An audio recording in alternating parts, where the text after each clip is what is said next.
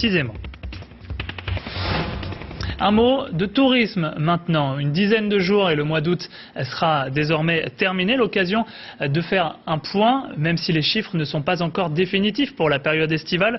Un chiffre publié aujourd'hui, plus 1,6% pour la fréquentation hôtelière sur le premier semestre de l'année concernant la région Île-de-France. Un chiffre tiré à la hausse notamment grâce à la clientèle française et chinoise. Pour en parler avec nous, Didier Arinaud, bonjour. Bonjour. Vous êtes directeur du cabinet d'études Pro-Tourisme. Alors on a ces chiffres pour le premier semestre, on attend les chiffres définitifs pour l'été, mais on sait d'ores et déjà que cet été a été bon pour la fréquentation touristique.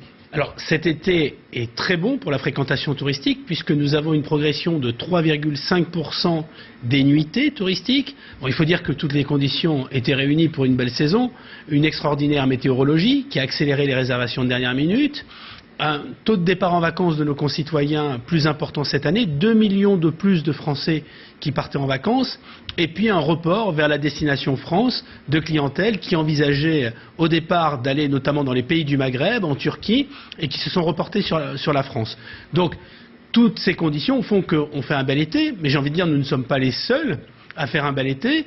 Quand on voit la progression au premier semestre en Île-de-France, on peut quand même un petit peu s'inquiéter pour Paris, parce que s'il y a une progression, c'est surtout sur la Grande Couronne. C'est l'effet aussi Disneyland qui a joué, alors que sur Paris, nous avons une baisse de 1% des taux d'occupation, de 1% des arrivées touristiques, et on voit que ce sont les clientèles françaises et puis les clientèles traditionnelles européennes qui ont pris le pas sur les clientèles internationales, lointaines, avec une forte baisse sur le premier semestre, notamment des clientèles russes, des clientèles des pays émergents, à l'exception des Chinois qui étaient en très forte augmentation. Alors si on revient sur l'été, on voit bien que cette augmentation de la fréquentation, elle se répartit sur le territoire. Alors, on a une accélération du fait de la canicule vers les destinations du littoral, que ce soit le littoral méditerranéen ou le sud atlantique, mais aussi certaines régions ou certains territoires ont eu une progression. C'est le cas notamment de la Dordogne, c'est le cas de la Drôme, de l'Ardèche,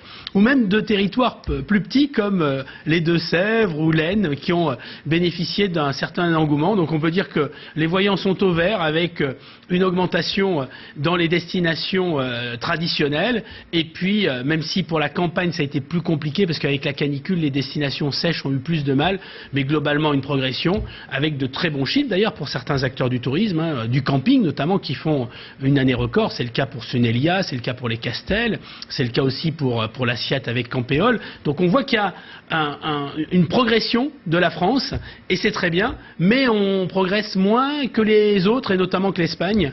Et puis rappelons aussi qu'on n'est qu'à la 4e place au niveau mondial en termes de retombées économiques des clientèles étrangères, et ça c'est un petit peu embêtant, sachant que la Chine nous est passée devant l'an dernier. En un mot, la fréquentation augmente, on l'a vu. Est-ce que les dépenses pour autant augmentent? Est-ce que le nombre de nuitées, la durée des séjours sur place est aussi en augmentation? Alors on voit des Français qui privilégient la qualité sur la quantité. On peut dire que les Français partent moins mais mieux. On a une légère érosion de la durée moyenne de séjour.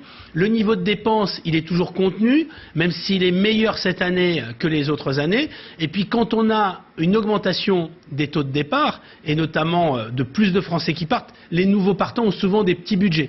Donc on voit qu'on est quand même encore dans une situation de crise, mais il y a aussi, dans les bonnes nouvelles, toute la clientèle de proximité, la clientèle qui part à la journée, une démultiplication des courts séjours, et tout cela a bénéficié aux destinations balnéaires qui font une très belle saison, et notamment les restaurateurs qui ont pu progresser du fait de cette augmentation de flux, même si les dépenses ne sont pas à la hauteur de la progression des nuitées et du flux de clientèle. Merci beaucoup Didier Arinaud pour toutes ces précisions. Sur le tourisme donc qui se porte bien en ce moment en France, les vacances, il en est encore question dans le journal des vacances tout de suite sur iTélé.